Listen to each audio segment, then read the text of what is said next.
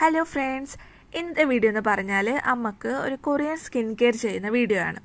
Korean glass skin എന്നുള്ളത് ഇപ്പോൾ trending ആയിട്ടുള്ളൊരു കാര്യമല്ലേ.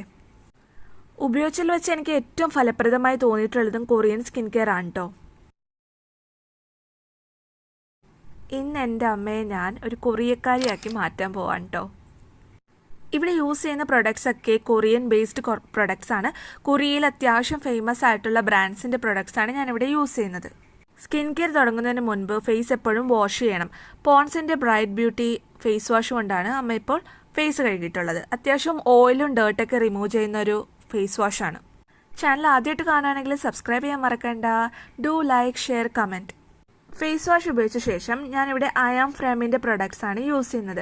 അയാം ഫ്രെമിൻ്റെ റൈസ് ബേസ്ഡ് പ്രൊഡക്റ്റ് ആണ് യൂസ് ചെയ്യുന്നത്. കൊറിയയിൽ മിക്കവാറും നമുക്ക് കണ്ടിട്ടുള്ളത് റൈസാണ് അവർ മെയിനായിട്ട് സ്കിൻ കെയറിൽ യൂസ് ചെയ്യുന്ന പ്രൊഡക്റ്റ്. ഇവിടെ ഒരു ഹണി